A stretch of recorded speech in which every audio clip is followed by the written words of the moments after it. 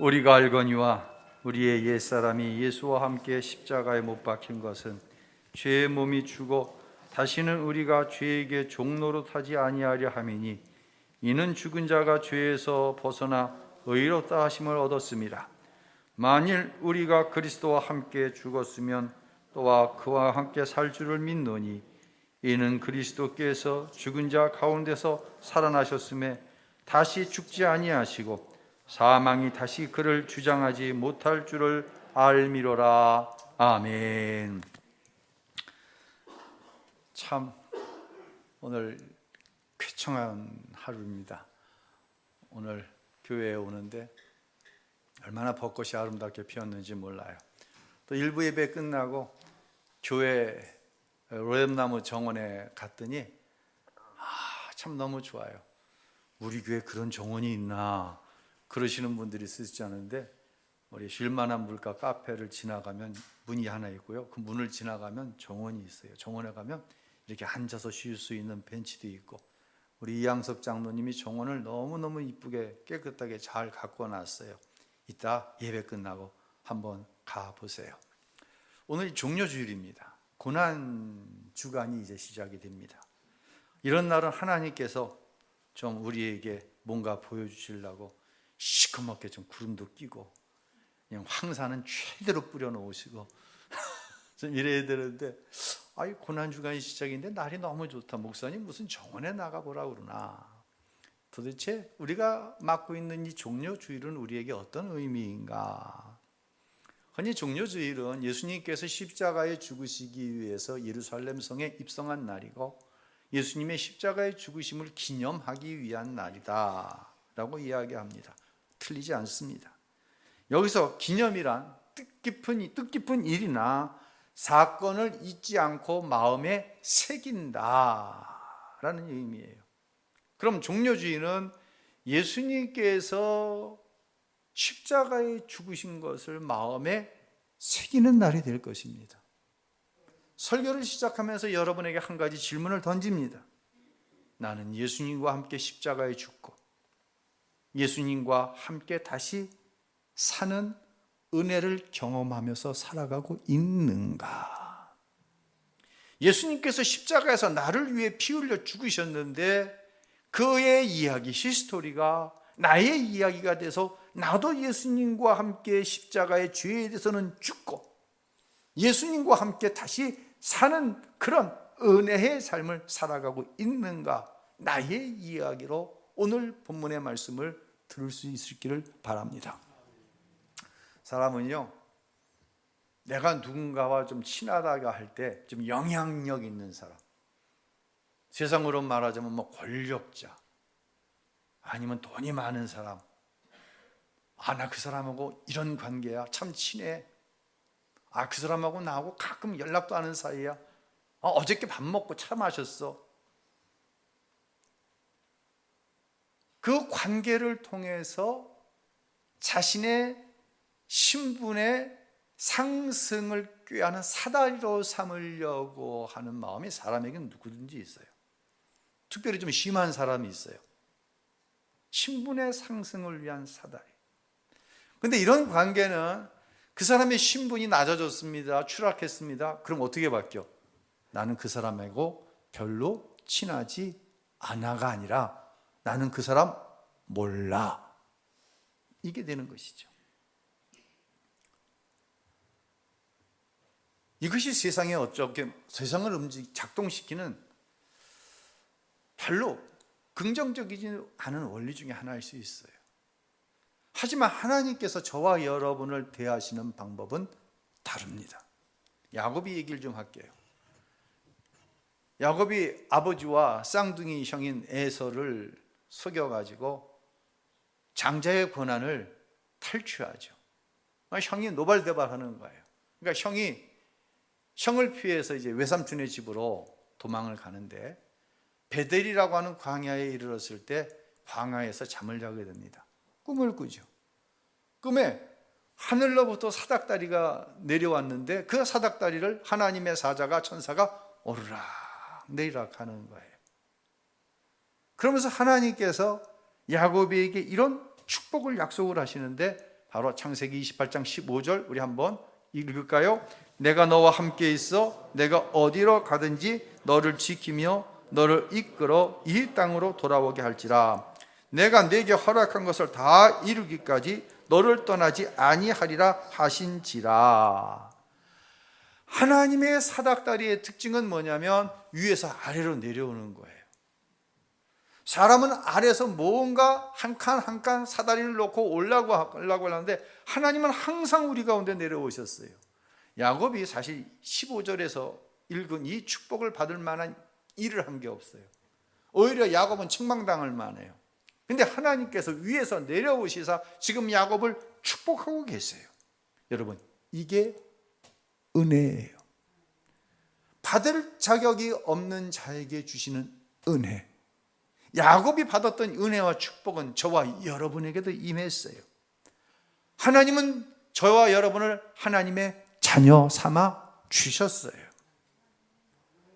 이 은혜와 축복은 온전히 아래에서 내가 내의 종교적인 열심으로 쌓아 올려간 것이 아니라 하나님께서 일방적으로 우리를 사랑하심으로 허락해 주신 은혜라고 하는 것이에요. 바로 이 은혜의 결정판이 뭡니까? 위에서 아래로 내려주신 은혜의 결정판은 하나님께서 하나님의 보좌를 버려두시고 인간의 육신을 입고 우리 가운데 오셔서 저와 여러분이 죽어야 할 십자가에 대신 죽으신 거예요. 이것은 온전히 100% 위에서 아래로 베풀어 주신 은혜예요.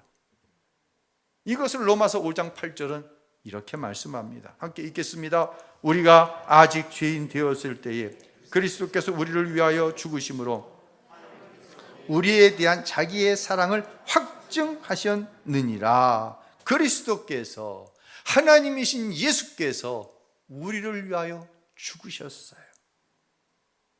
나는 죄인이에요. 이 땅에서 저주받은 삶을 살다가 영원한 지옥불에 떨어질 수밖에 없는 죄인이었어요.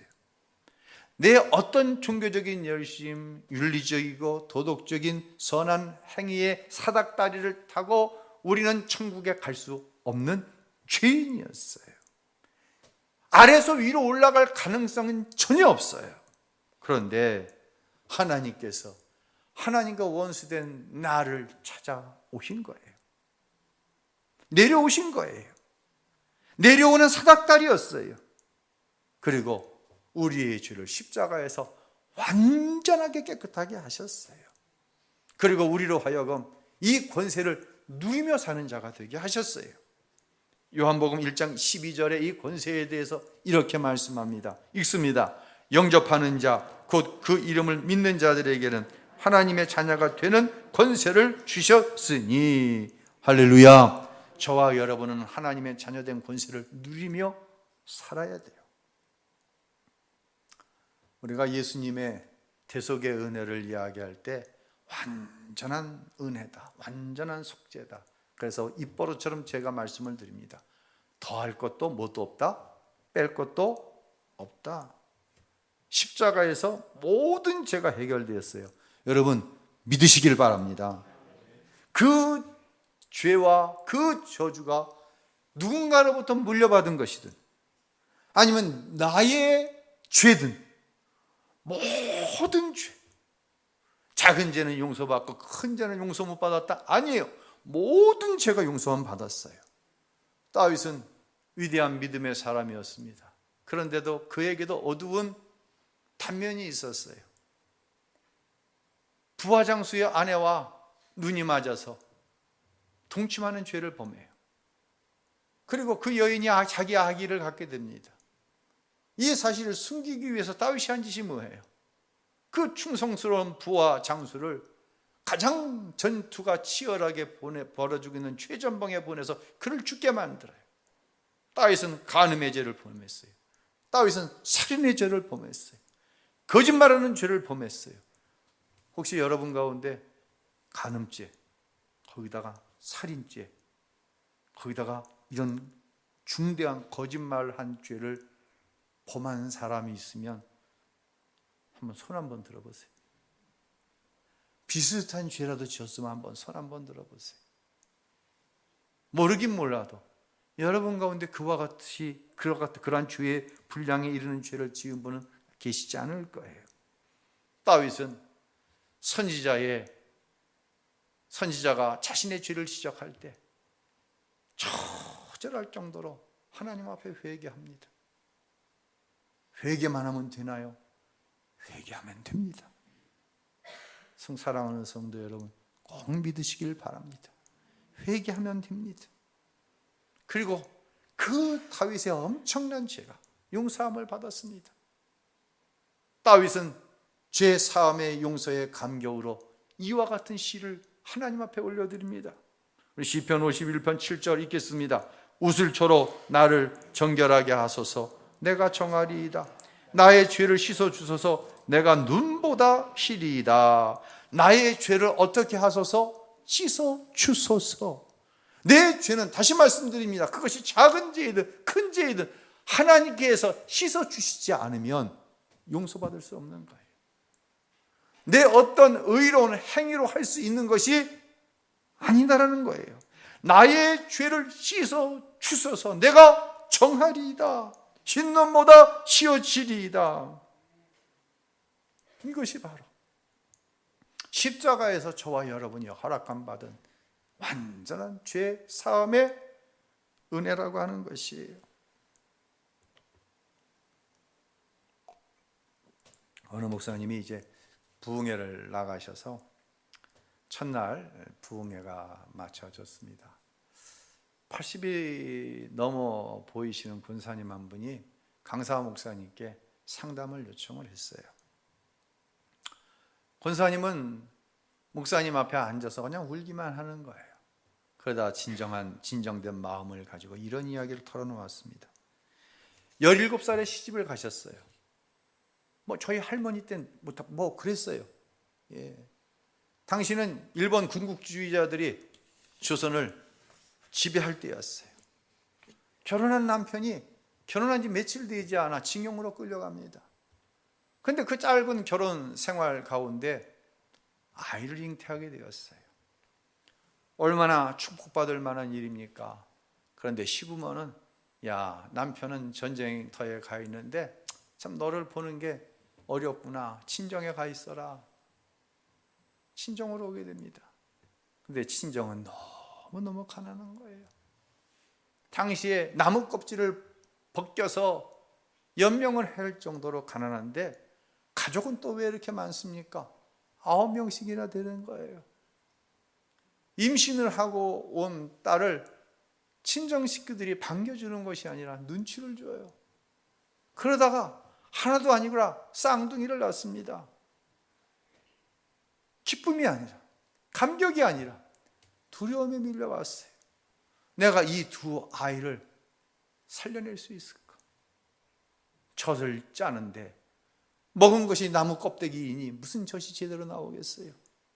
이러다 둘 다 죽이지. 그러다 마음에 결심을 한 게 하나에게만 젖을 물려야 되겠다. 젖을 물려받지 못한 다른 아이는 어떻게 됐을까요? 얼마 지나지 않아 죽고 맙니다. 이 여인은 마리 여인이지 17살에 시집을 와서 18살에 애를 낳았으니 이 소녀는 여인이 되고 노인이 되는 그날까지 이것을 죄로 마음에 품고 살아가는 거예요. 교회에 나오기 시작했습니다. 은혜를 받았어요. 권사님이 되었어요. 수없이 하나님께서 모든 죄를 완전히 용서해 주셨다는 설교를 수천 번은 들었습니다. 그런데 자식을 죽인 나 같은 어미는 절대로 하나님께서 용서하시지 않을 거예요. 이런 자책을 가지고 살았어요. 나이가 80이 넘으셨는데 교회 청소를 맡아놓고 혼자 하시는 거예요. 누가 손도 못 대게 해요. 왜? 이렇게라도 해야 자신의 죄가 용서받아 천국 갈 것 같아서. 이런 성김과 이런 봉사에 무슨 기쁨이 있겠어요? 이 이야기를 목사님께 다 드렸어요. 목사님의 마음이 너무 아팠다고 합니다. 왜요? 18살부터 그 무거운 죄의 짐을 80이 넘어서까지 지고 살았으니 얼마나 힘이 드셨을까. 목사님은 권사님의 손을 잡고, 권사님, 제가 하는 기도를 따라 하세요. 자식도 죽인 어미의 죄를 예수님께서 십자가에서 용서하셨습니다. 권사님은 따라하지 못하고 울기만 하십니다. 권사님, 우시기만 하면 어떻게 해요? 마음에 믿어 의에 이르고 입으로 시인하여 구원함을 얻는 거예요. 다시 따라하세요. 자식을 죽인 어미를 하나님께서 십자가에서 용서하셨습니다. 몇 번을 따라하지 못하던 권사님이 겨우 입을 열어 따라하셨어요. 권사님, 또 따라하세요. 자식도 죽인 어미의 죄를 예수님께서 기억도 하지 않으십니다. 뭘 하지 않는다? 기억도 하지 않는다. 권사님은 따라하셨어요. 자신은 여전히 기억하고 있는 그 죄를 예수님께서 십자가에 죽으심으로 하나님이 기억을 하시지 않는다는 거예요. 권사님, 한 번만 더 따라하세요. 자식을 죽인 이 어미를 예수님께서 사랑하십니다. 권사님은 따라하셨어요. 목사님은 간절히 권사님을 위해 기도해드렸어요. 권사님께서 목양실을 나아갔어요. 이렇게 집회가 다 마쳐지고 강사 목사님과 담임 목사님이 문 앞에 서서 성도들 인사를 하는데, 담임 목사님이 강사 목사님 옆구리를 쿡쿡 찌르는 거예요. 그러면서 한 곳을 응시하라는 거예요. 봤더니 그 기도받고 간 권사님이 환한 얼굴로 신자들하고 대화를 나누는데, 담임 목사님 하시는 얘기가 40년 이상을 이 교회에서 권사님이 신앙생활 하셨는데 저렇게 환하게 웃는 것을 처음 봤다는 거예요. 이것이 바로 속죄의 은혜를 경험한 성도의 모습입니다. 예수님께서 여러분의 죄를 완전히 용서하신 줄로 믿으시길 바랍니다. 하나님은 여러분의 죄를 기억도 아니하시는 줄로 믿으시길 바랍니다. 하나님이 여러분을 사랑하시는 줄로 믿으시기를 바랍니다. 이것이 나는 죽고 예수 안에 살아가는 성도의 모습이에요. 할렐루야. 그리고는 우리를 향해 의롭다고 말씀하시는 거예요. 칭의. 내가 의로워서 의로운 것이 아니라 예수님께서 십자가에서 내 죄를 다 용서하시고 기억도 아니하시고 사랑하신다는 그 사실을 마음에 믿고 입으로 시인하는 자를 하나님께서 의롭다고 칭하여 주신다는 거예요. 오늘 본문 로마서 6장 6절로 7절 다시 한번 읽을까요? 읽습니다. 우리의 옛사람이 십자가에 못 박힌 것은 죄의 몸이 멸해져 우리가 더 이상 죄의 종이 되지 않게 하려는 것임을 압니다. 이는 죽은 사람은 이미 죄에서 벗어났기 때문입니다. 할렐루야. 십자가에서 예수님께서 나를 위하여 대신 죽으신 그 은혜를 믿는 사람은 용서받았고 기억도 안 하시고 사랑한다는 그 사실로 인해서 죄에서 벗어난 거예요. 의롭다고 칭함 받는 거예요. 그러나 우리의 삶의 실상은 어떻습니까?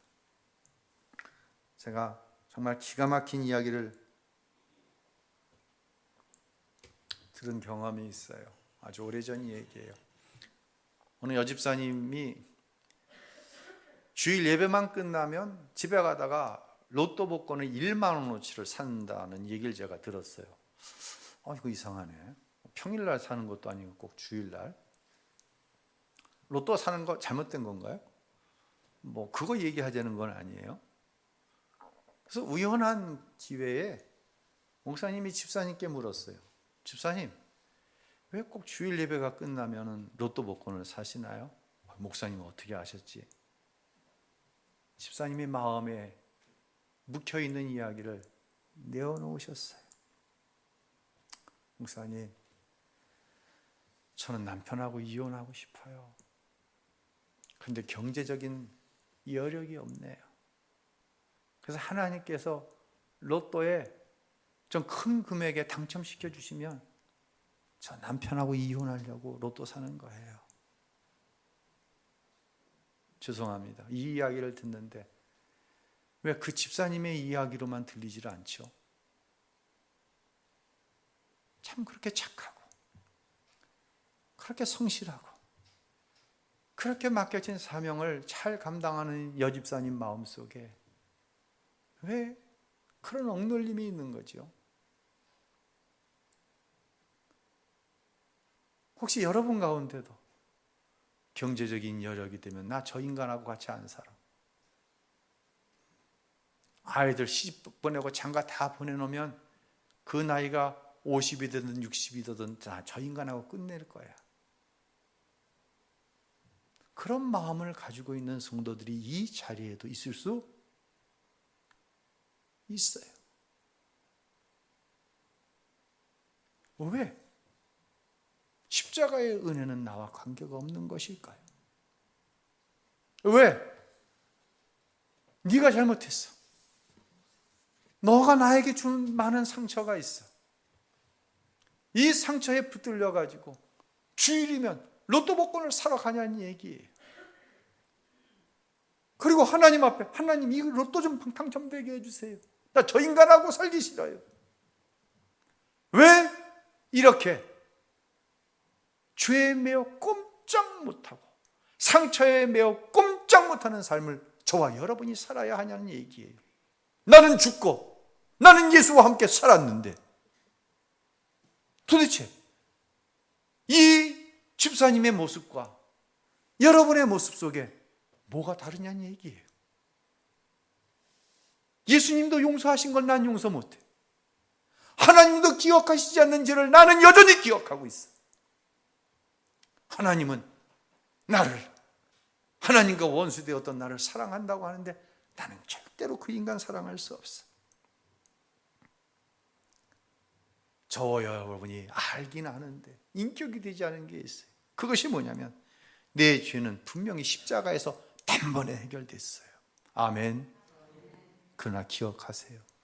내가 그렇게 미워하고 저주하는 그 사람의 죄도 예수님께서 십자가에서 단번에 해결하셨어요. 에베소서 1장 7절 읽습니다. 그리스도 안에서 우리는 하나님의 은혜의 풍성함을 따라 그분의 피로 구속 곧 죄 사함을 얻었습니다. 은혜의 풍성함을 따라 오직 위로부터 아래로 내려진 그 하나님의 은혜와 사랑으로 말미암아 저와 여러분의 죄, 우리가 여전히 용서하지 못하고 여전히 그 기억이 생생하고 있는 그 죄를 다 용서하셨다는 이야기예요. 그런데 문제는 뭐예요? 왜 이게 안 돼요? 그렇다고 해서 예수님처럼 내 인격이 단번에 영화로워지는 게 아니라는 거예요. 우리는 성화의 가정을 거듭지면서 어디를 향해 가는 거예요? 천국을 향해 가는 거예요. 예수님을 영접하고 하나님의 자녀되어 하나님께서 저와 여러분을 의롭다고 칭해 주셨지만 우리의 인생의 길에는 상처라고 하는 돌풀이, 여전히 남아있는 죄의 성질, 그것에 걸려 엄연히 넘어질 때가 있다는 거예요. 그렇다고 해서 십자가에서 대속하신 그 대속의 은혜가 무효가 되는 게 절대로 아니에요. 이것을 가리켜서 의롭지 못한 나를 내가 예수의 피로 구속함 받고 하나님의 자녀 되었기 때문에 나를 의롭다고 칭하시는 은혜인 줄로 믿으시기를 바랍니다. 이 눈을 가지고 먼저 나 자신을 바라봐야 돼요. 이 눈을 가지고 그것이 누가 되었든 그 사람을 바라볼 수 있어야 돼요.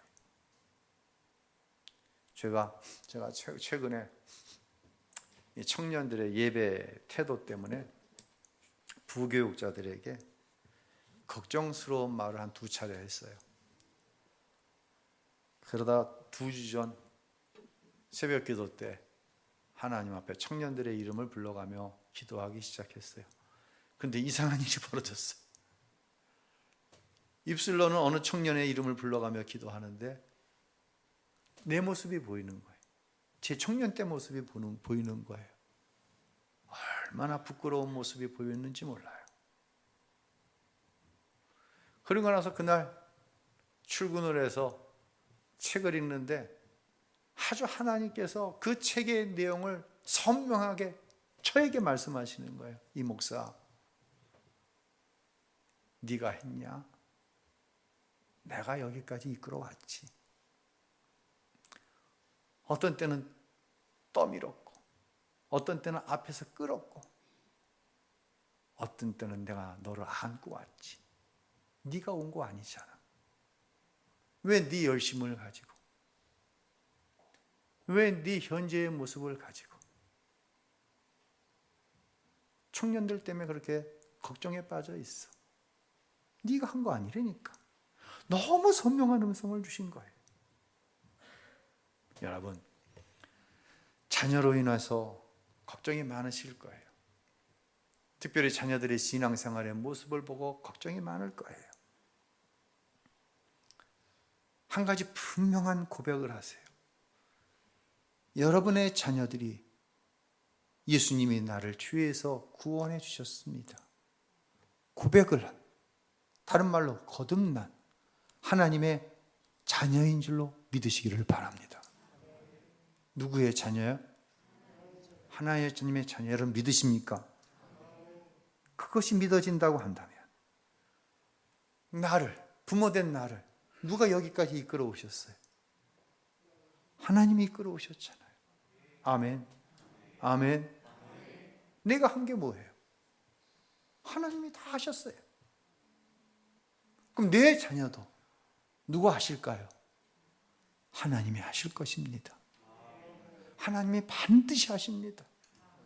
나는 나를 위해 기도해 주는 부모도 없었어요. 그런데도 하나님이 하셨어요. 그런데 여러분은 여러분의 자녀를 위해서 기도까지 하시잖아요. 하나님이 하세요. 할렐루야. 나는 십자가에 죽고 예수로 산다고 하는 것은 예수님 안에 거하여 온전히 내 안에 계신 예수님께서 하시는 일을 보는 게 나는 죽고 예수로 사는 거예요. 할렐루야.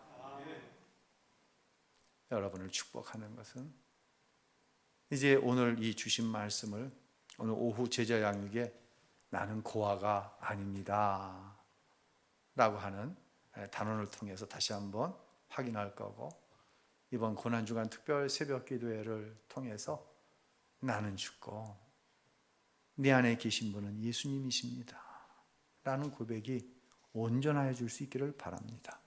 그런 은혜의 역사, 이 고난주간이 구별하여서 주님의 고난에 동참해야 될 절기이지만 이 십자가의 고난으로 인해서 우리를 자녀 삼으시고 지금도 우리를 의롭다고 칭하시는 그 하나님의 은혜로 또한 감사하며 기뻐하는 절기가 될 수 있기를 예수님의 이름으로 축원합니다.